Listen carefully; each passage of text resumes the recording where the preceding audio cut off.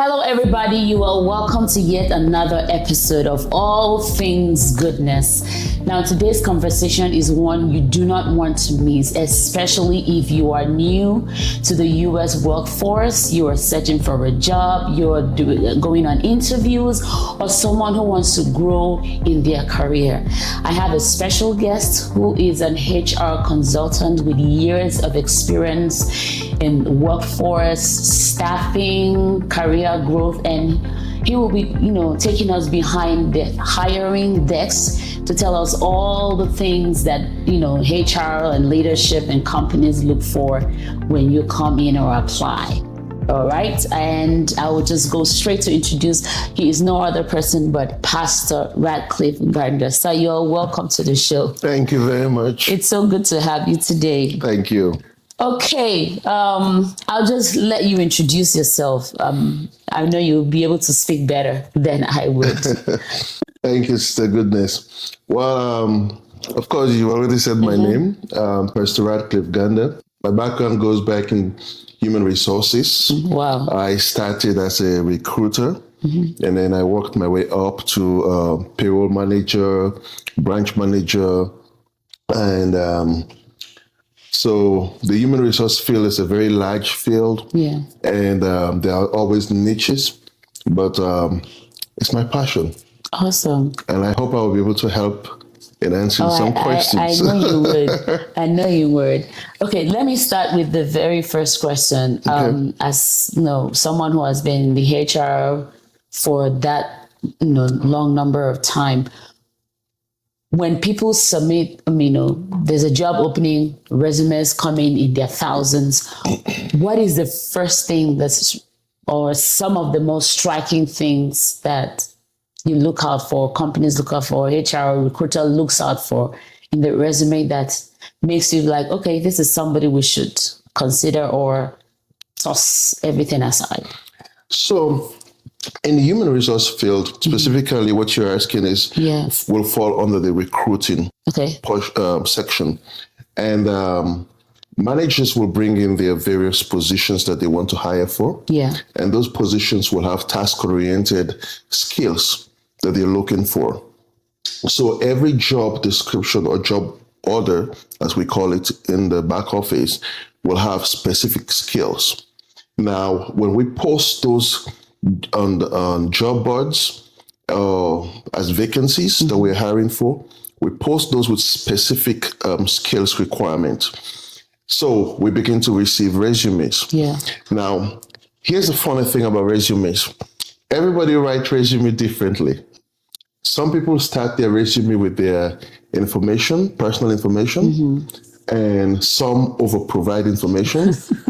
And by the time you really get to the skills portion, you have gone through a page or two. Wow. Now, the resumes like those don't make it to my first stack. Ooh. Because it takes time. Yeah. You understand? So there are key things you want to do when you do your resume. First, you want to introduce your name, your basic contact. I always advise people keep your address out of it. Oh, okay. We don't need your address at that time. Okay. Your email and your phone number is very important for recruiters. Yeah. Because if I like your resume, I want to get to you immediately. Yeah. So that is very important. And two, I want to see your skills set. Give me a summary of your professional skills. You may or may not have worked in the field that you're applying for, but give me something that comes close to what I'm looking for. You understand? Yes. And don't give me in sentences. Don't give me in paragraphs. Please give me in bullet point. Oh, okay. Bullet point. Because it's easier for me to pick. And also I have key things that I'm looking for. You understand? Yeah. When I'm done with those sections, I now want to see your experience. Experience in the sense of companies that you've worked with in the past and how long you've been with those companies. And that is where I get to see if there has been employment gaps and things like that. Okay. So if you if you design your resume in that way, it helps to bring it quick to the recruiter. That's attention. powerful. Wow, awesome. Because sometimes you see people have like 10 pages resume. Is that a good thing or a bad thing? It's a very bad thing. It's a very bad thing. If you're depend on the position you're applying for, one page. Oh, okay. One page is really good. And make sure your work experience cover a span of 5 years minimum. Not maximum, minimum. Okay. Because every position or most position will look for 2 or 3 years experience. And if it's a more senior position, we may look for like a 5 years experience. Okay. And then we start to go into any other professional thing. Now, remember, if you have a professional certification and things like that, capture it for me in that first summary of your professional summary. Okay. Wow. Powerful.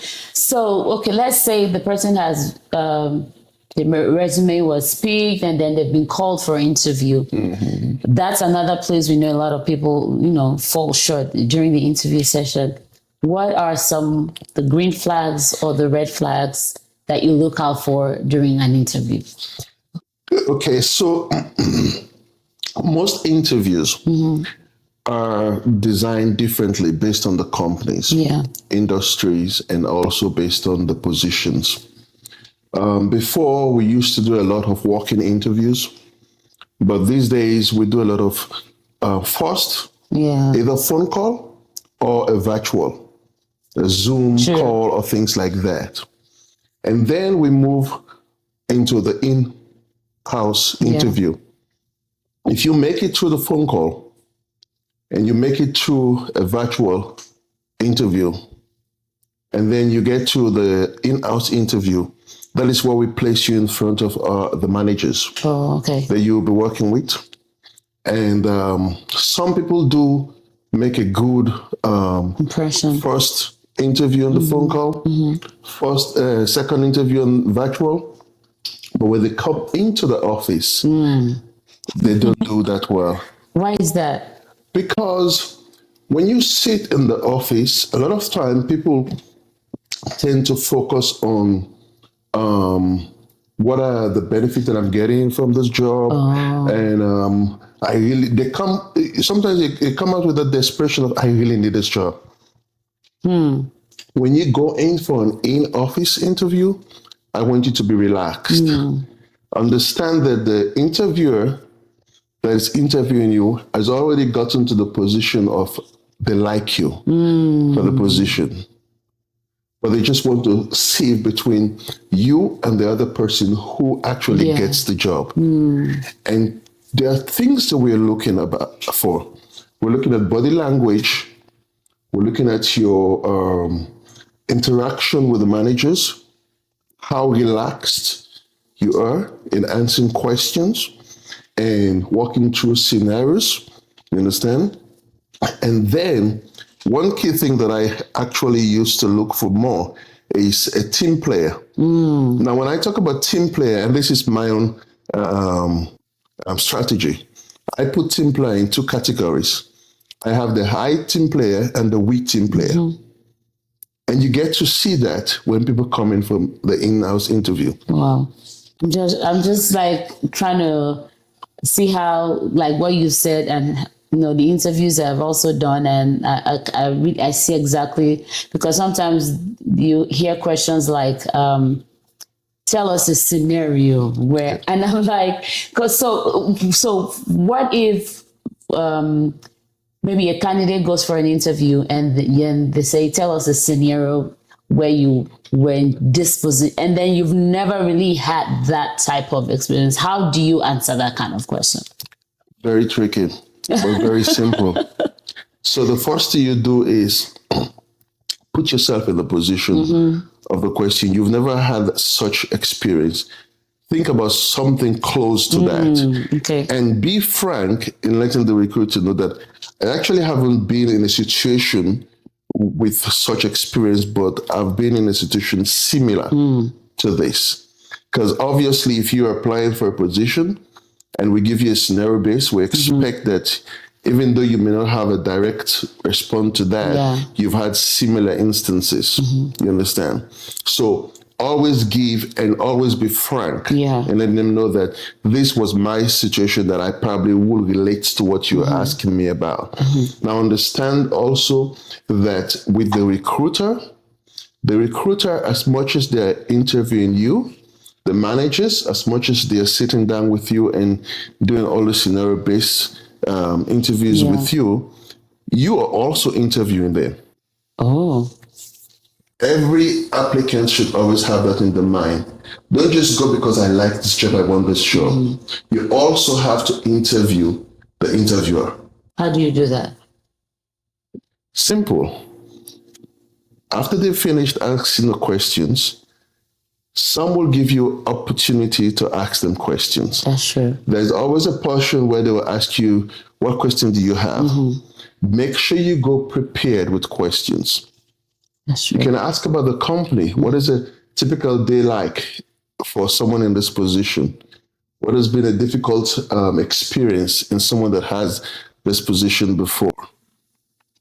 How does the team dynamics work in the company? When you start asking me questions like that, I know you're a we team player. I mentioned the we and the I team player that I look for. I know you're a we team player. Now, the I team player for me is someone that is always asking questions about them. You understand? Yeah. So I want someone that joins my team that does not just work for themselves, but look out for their own interest, but someone that look out for the interests of everybody else. Because guess what? You bring in your skills into the team, and everybody's going to learn from each other. And before you know, we have a new dynamics, a new subculture in the unit. Wow, awesome. Earlier on, when you were speaking, you talked about gaps in work. Is that when people have maybe have took off time, let work, maybe for instance, a lady got pregnant, gave birth, all of that stuff. In an interview, if she goes for an interview, how do you advise she talks about or answers questions surrounding that will still, put her in a good position to get the job? Taking your example, someone who was pregnant, there will be no issue letting the recruiter know that I was pregnant, I had my child, and so I had to take time off from work to take care of my baby for the past 2 years or so. But while I was at home, I've been engaged in training, doing this, and just show something that shows that you've kept yourself in knowledge. Because, here in America, technology runs really fast. True. I tell people technology lasts for 6 months. That's true. After 6 months, you better think of either retraining or proving that you can actually perform. You understand? So all the recruiter and the managers want to see to get them comfortable with regards to the gap in employment is that you are still capable to do the job. You understand? Specifically, jobs that you need to have certifications after a period of months on the job. They want to know if you're out of certification. So if they do hire you, we can channel you through a retraining to get that certification. Yeah. You understand? Specifically in the health industry. True. Awesome. So don't be shy talking about the gaps. Oh, okay. Yeah. Okay. For someone who maybe just coming into the US for the first time, from Africa, any other place around the world, and who has never worked in the US before, how can they present themselves as strong candidates? Let's talk about resume again. In America, we say resume. Back home, some of our countries will call it CV. Yeah, CV. Curriculum vitae. Now, you do have people that have very good experiences, but the positions they're applying for here positions that they're overqualified for. Sure. So what I tell people is this: always be sure to channel your experience to the job description. Do not put I was the chairman or the executive director. I did this and this and this when you're going for a manager position That's true. or a supervisor position. That's true. Because what that tells me is I cannot hire an executive director for a supervisor Very true. because it's going to be difficult to train Yeah. and it's going to be difficult to assimilate into Yeah. the team. So we want to make sure that you keep some of those overqualification and channel it to what you want. And remember, there is always something we call a foot in the door.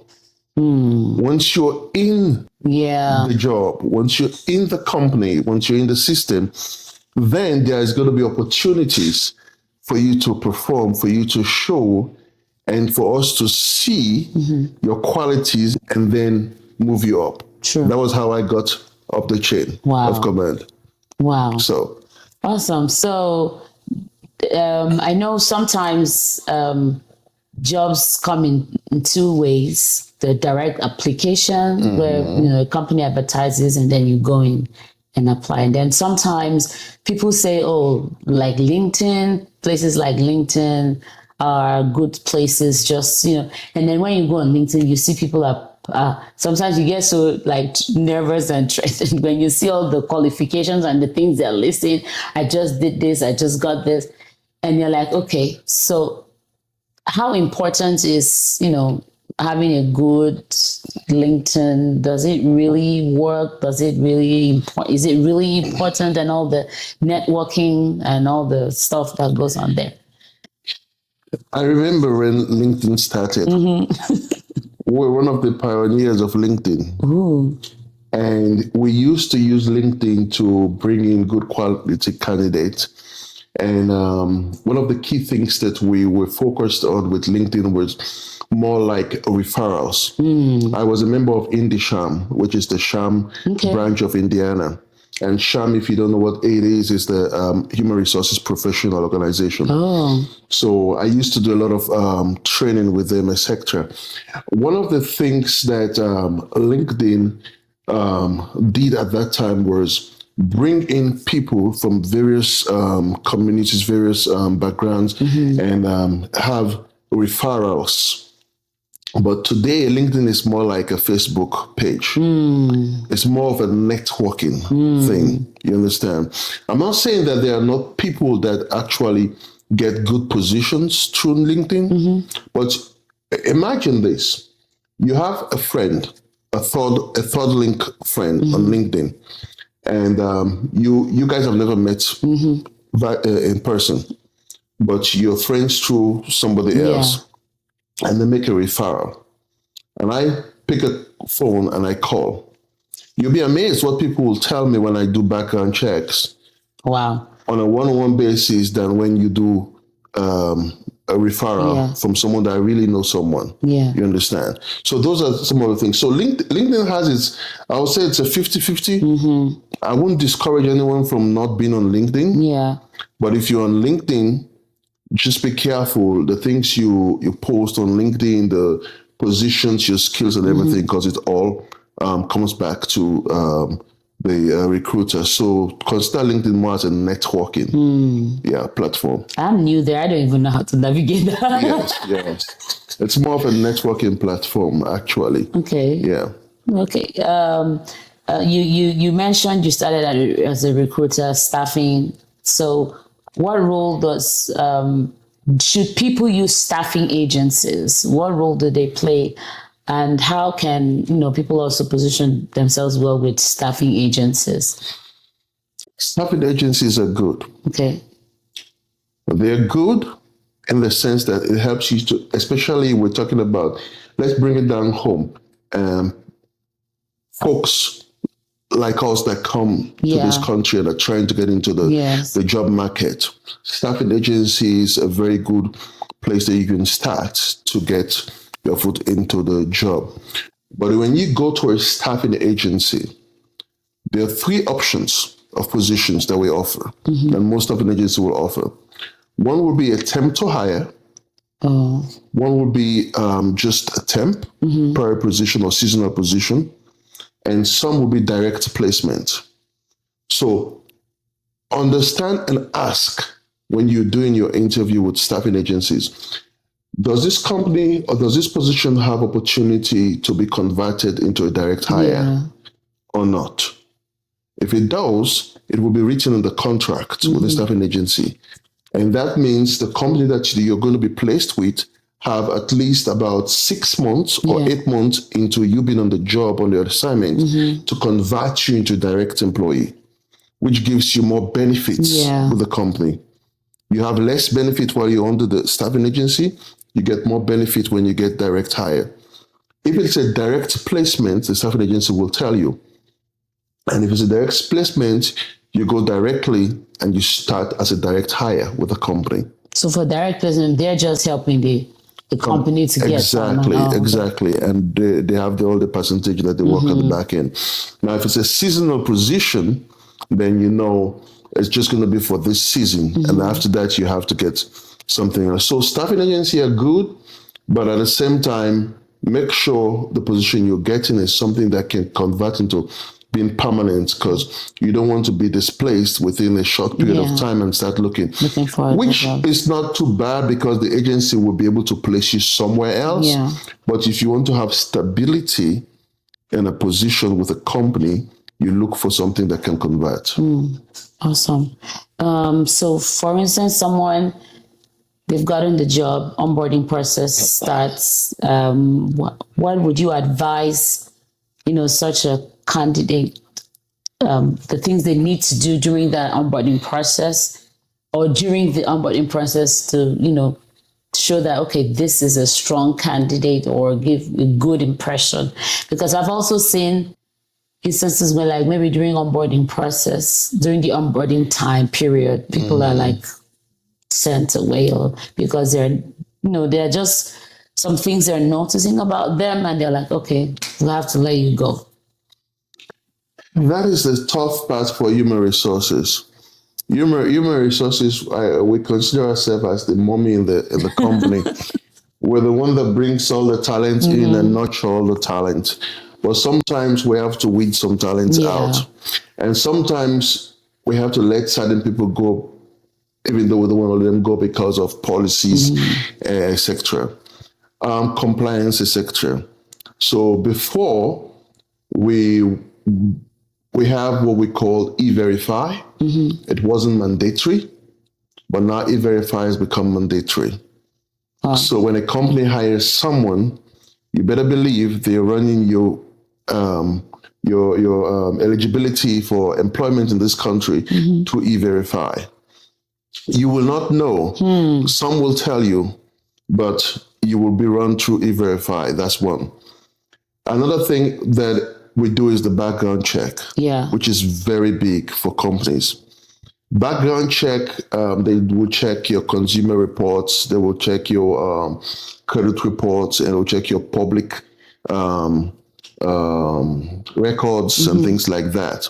That, again, is another area where some people get into issues. And the companies will not be able to tell you specifically, this is the reason why.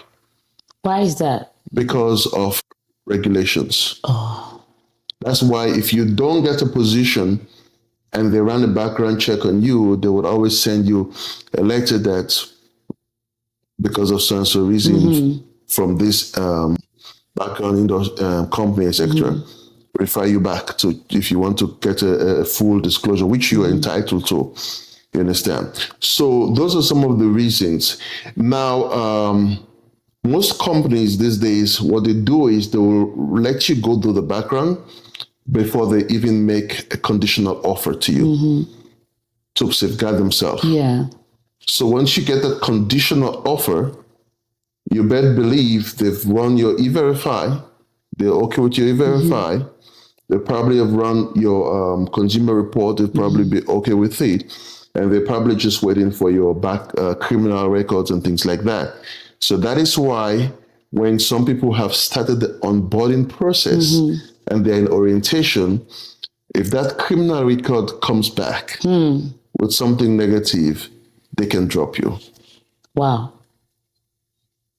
That's serious. That is serious.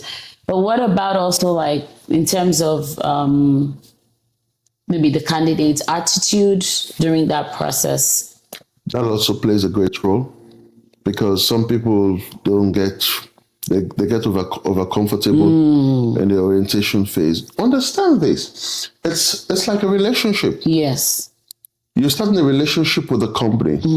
Everybody is trying to get to know each other. Yes. You understand? And if you start to give people attitude during orientation, nobody wants you to be permanent. So be at your best behavior, but not just be at your best behavior during orientation. Please, please, please be a we player. Please, please, please, because jobs are difficult to have. Yeah, absolutely. I tell you, it's difficult. Companies pay more in hiring than in retaining workforce. They pay more in hiring than retaining. You understand? So when you see companies are really stressing on that team player, it's because of those expenses. You understand? So to your question, someone giving attitude during orientation, someone not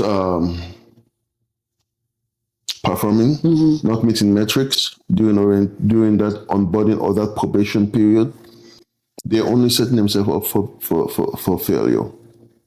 And there's nothing that you can do about that. You can teach skills. You can teach everything else, but there are things you can teach. That's personality, true. Character. You can teach those things. That's true. So there's also a notion that, companies don't really care about you. So I hear that a lot, like, they don't really care about you. Don't go there and kill yourself for a company. From the HR standpoint, because I mean, the firing always comes from there. Is that true? That companies don't really care. They could just be fired at any point. As an HR professional, I'm going to say no. I'm going to say no. We care about our employees. We care about our staff. But this is what I was saying. Everything evolved over time. There was a time when we used to say personnel department. Personnel department. In those times, companies were more focused on the development of employees, not just professionally, but also personally. Yeah, that's where you see a lot of companies has a lot of benefit programs that benefit families, etc., etc. Today, we're talking about human resources. So it's no longer about personnel development and things like that. It's human resources. Every staff is a resource to move something for the company. So don't feel like even if you're the executive director, you're sealed and settled. There will come a time when you will retire, but there will come a time when they will say your performance is lagging and we need to replace you. So when it comes to those times, we replace really fast. That's why people say HR don't care about people. But we do have a lot of programs, retrain programs that will send people to go through while they're in the process of being let go from a company. Really? Yes. We'll send you into a program where you can have the opportunity of going back to college or going back to a school, get retrained for some other field that you might want to go into, and the company can fund that. Not every company does that, but some companies do that. And some do that for certain grade of employees, and then they have a cutoff there. So we do care about our staff. Okay. So how can a candidate also, like, maybe during the interview process or the onboarding process, how can a candidate, just like the way HR and the company is like looking at candidates to see if this one really fits or is a good person, how can candidate also be able to tell if a company is a good place to be, if it's devoid of toxic environment or just because it's not all companies that really care about, but I know there are good ones. Companies. So how is from me working as HR, how can it be able to tell like this is not a good place to be or this is a perfect place to be? What are some things that you should look out for? So that is a very good question because, like I said initially, that when you do an interview, you're not just being interviewed, but you should also come prepared. So what you should do before you even submit your application for a position, research the company. Sure. Research the company online. Look at reviews about the company. Sure. Look at the BBB reviews. Look at just general Google reviews about the company. If you know anyone that works in the company, talk to them. Try to understand what the dynamics is like in the company and things like that. Some people might be honest enough to share experience with you. Yeah. Some might just give you the rosy side of things. You understand? Yeah. But always do your research on the company. That is how you tell if a company is a good company that you want to work with. Yeah. And you know what? You can do all of that and love the company, and then you come in for an interview and you don't like the recruiter or you don't like the manager that is interviewing you. And then you get discouraged. And then you go home and you get that call that you've been offered the position and you have to make a judgment call. Do I take the position or do I reject the position? So what I say to people is keep an open mind. Because in as much as you do your research, not all reviews can accurately portray the current management of the company. True. That's very true. That's very true. As someone who has grown in the ranks, what do you think are some qualities that has helped you can help anybody to, grow in the ranks in their career or in their present organization? Be a we player. A team player, but a we player. This is my own thing. Team players, I put them in two categories. There's the I team player, it's all about me. And there's the we team player, the one that is selfless. That is not doing something to preserve himself, but something to move the team. If you are a we player in a team, people will identify you and people will offer you positions, opportunities, and take those opportunities when they come. It might not be a full position, but it might be a project. And they say, okay, we want you to lead in this area.